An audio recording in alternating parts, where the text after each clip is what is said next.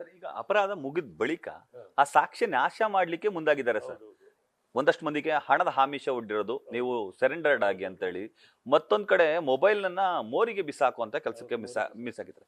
ಈ ಈ ಒಂದು ಘಟನಾವಳಿಗಳು ಕೂಡ ಅಥವಾ ಈ ರೀತಿ ಸಾಕ್ಷ್ಯ ನಾಶ ಮಾಡ್ಲಿಕ್ಕೆ ಮುಂದಾಗಿರೋದು ಕೂಡ ಅಪರಾಧ ಆಗುತ್ತಾ ಅಥವಾ ಅದು ಬೇಲ್ ರಿಜೆಕ್ಟ್ಗೆ ಕಾರಣ ಆಗ್ಬೋದಾ, ಶಿಕ್ಷೆ ಆಗ್ಬೋದಾ? ಖಂಡಿತ ನೋಡಿ, ಹೇಳಿದ್ದು ಒಳ್ಳೆ ವಿಚಾರ ಇದು. ಯಾವುದೇ ಒಬ್ಬ ಆರೋಪಿ ತನ್ನ ಮೇಲೆ ಆರೋಪ ಬಂದಾಗ ಅದರಿಂದ ಬಚಾವಾಗಲಿಕ್ಕೆ ತಪ್ಪಿಸ್ಕೊಳ್ಳಿಕ್ಕೆ ನೋಡ್ತಕ್ಕಂಥದ್ದು ಸಹಜವಾದ ಕ್ರಿಯೆ. ಅದಕ್ಕೋಸ್ಕರ ಸಾಕ್ಷಿಗಳನ್ನ ನಾಶ ಮಾಡ್ತಾ ಹೋಗೋದು ಕೂಡ 201 IPCನಲ್ಲಿ ನಮಗೆ ಸಾಕ್ಷ್ಯ ನಾಶ ಮಾಡೋಕ್ಕೆ ಪ್ರಯತ್ನ ಪಟ್ಟರು, ಸಾಕ್ಷ್ಯ ನಾಶ ಮಾಡಿದ್ದಾರೆ, ಇವೆಲ್ಲವೂ ಕೂಡ ಅಕೌಂಟಬಿಲಿಟಿ ಬರ್ತದೆ. ಅದನ್ನು ಕೂಡ ಒಂದು ಅಪರಾಧ ಆಗಿದೆ. 201 IPCನ 302 ಜೊತೆಗೆ 201 IPCನೂ ಕೂಡ ಅವ್ರು ಹಾಕ್ಕೊಂಡಿದ್ದಾರೆ ಆಲ್ರೆಡಿ. ಯಾಕೆಂದರೆ ನೀವು ಹೇಳಿದಾಗೆ ಮೊಬೈಲನ್ನು ಬಿಸಾಕ್ತಕ್ಕಂಥದ್ದು ಮತ್ತು ಹಲವಾರು ಅಧಿಕಾರಿಗಳಿಗೆ ಮಾತಾಡಿ ಬಚಾವಾಗಲಿಕ್ಕೆ ಟ್ರೈ ಮಾಡಿರ್ತಕ್ಕಂಥದ್ದು. ನಾವೇನು ಇವತ್ತು ಮಾಧ್ಯಮಗಳಲ್ಲಿ ಪ್ರಿಂಟ್ ಮೀಡಿಯಾ ಇರ್ಬೋದು ಅಥವಾ ವಿಷನ್ ಮೀಡಿಯಾದಲ್ಲಿ ಏನು ನಾವು ನೋಡ್ತಾ ಇದ್ದೀವಿ ಇವತ್ತು, ಅದೆಲ್ಲವೂ ಕೂಡ ನಿಜ ಆಗಿರೋದನ್ನೇ ಸಾಮಾನ್ಯವಾಗಿ ಬೆಂಕಿ ಇಲ್ಲದೇ ಹೊಗೆ ಆಡಲ್ಲ ಅಂದಿರೋದನ್ನೇ ಮೀಡಿಯಾಗೆ ಯಾವುದೇ ವಿಚಾರಗಳು ಕೂಡ ಸಣ್ಣ ಪುಟ್ಟ ಸೂಕ್ಷ್ಮತೆ ಇಲ್ಲದೇ ಯಾರು ಕೂಡ ಬರೀಲಿಕ್ಕೆ ಹೋಗಲ್ಲ, ವಿಚಾರಗಳನ್ನ ಪ್ರಯತ್ನ ಮಾಡೋಕ್ಕೆ ಹೋಗಲ್ಲ. ಸೊ ಇದೆಲ್ಲವೂ ಕೂಡ ಇದೆ. ಅದೇ ರೀತಿ ಒಂದು ಹೆಣವನ್ನು ಸಾಗಿಸಲಿಕ್ಕೆ ಒಬ್ಬ ಅಧಿಕಾರಿ ಹೆಲ್ಪ್ ತೊಗೊಂಡಿದ್ದು ಕೂಡ ಇದೆ.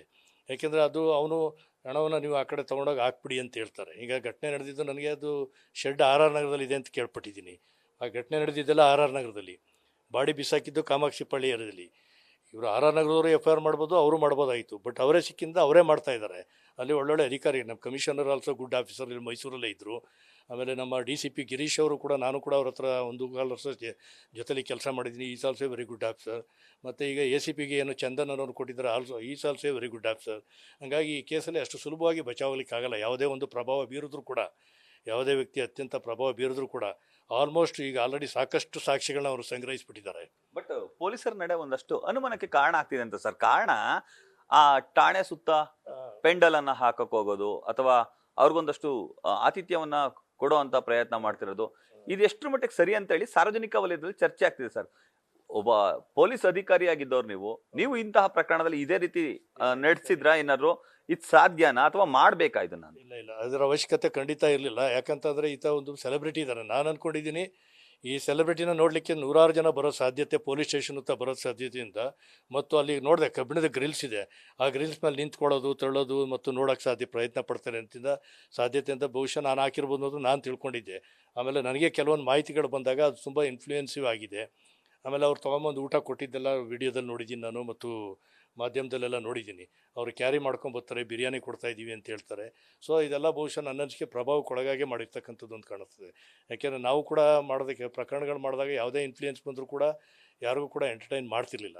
ಅದು ನಮ್ಮಲ್ಲಿ ಇದೆ. ಅದೇನು ಬ್ಯಾರಿಕೇಡ್ ಹಾಕಬೇಕಾಗಿತ್ತು, ಜನಗಳನ್ನ ಕಂಟ್ರೋಲ್ ಮಾಡ್ಕೊಳ್ಳೋದು, ದೂರದಲ್ಲೇ ಇಡ್ಬೋದು. ಬಹುಶಃ ಆ ದೃಷ್ಟಿಯಿಂದ ಹಾಕಿದ್ದೀವಿ ಅಂತ ಇವರು ಜಸ್ಟಿಫೈ ಮಾಡ್ಬೋದು. ಬಟ್ ಬ್ಯಾರಿಕೇಡ್ ಆಗಿ ಸ್ಟೇಷನಿಂದ ಒಂದು 100 ಮೀಟ್ರ್ ದೂರದಲ್ಲೇ ಎಲ್ಲನೂ ಕಂಟ್ರೋಲ್ ಮಾಡಿ, ಹಾಕೊಂಡು ಕಂಟ್ರೋಲ್ ಮಾಡಿ ಜನಗಳು ಬರ್ದಂಗೆ ಮಾಡ್ಬೋದಾಯಿತು. ಅದಕ್ಕೋಸ್ಕರ ಸಾಮಿಯಾನ ವಾಲ್ನ ಸೈಡ್ ವಾಲ್ಗಳೆಲ್ಲ ಹಾಕೋ ಅವಶ್ಯಕತೆ ಇರಲಿಲ್ಲ. ಹಾಕಿದ್ದು ನನ್ನ ಅನಿಸಿಕೆಯಲ್ಲಿ ಸೂಕ್ತ ಅಲ್ಲ ಅಂತ ಕಾಣಿಸ್ತದೆ. ಬಟ್ ಅವ್ರು ಹೇಳ್ದಂಗೆ ಈಗ ದರ್ಶನ್ಗೆ ಏನೋ ಕೈ ನಡುಕ್ತಾ ಇತ್ತು, ಸಿಗರೇಟ್ ಬೇಕು ಅಂತ. ಅವನ ಆರೋಗ್ಯ ದೃಷ್ಟಿಯಿಂದ ಅದೊಂದು ಅಭ್ಯಾಸ ಮಾಡ್ಕೊಂಡಿದ್ದ, ಒಂದು ಸಿಗರೇಟ್ ಕೊಡೋದ್ರಲ್ಲಿ ತಪ್ಪೇನಿಲ್ಲ.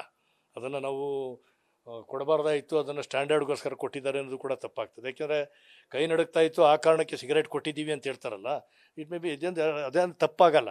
ಬಟ್ ಸೈಡ್ ವಾಲ್ ಹಾಕ್ಕೊಂಡು ಎಲ್ಲ ಕಂಟ್ರೋಲ್ ಮಾಡೋದು, ಬಿರಿಯಾನಿನೇ ಊಟ ಕೊಡಬೇಕು ಅನ್ನೋದು, ಇದೆಲ್ಲ ಸೂಕ್ತ ಅಲ್ಲ. ಅದು ನ್ಯೂಸ್ ಫಸ್ಟ್, ನಿರ್ಭೀತಿಯಿಂದ ನಿಮ್ಮ ಪರವಾಗಿ.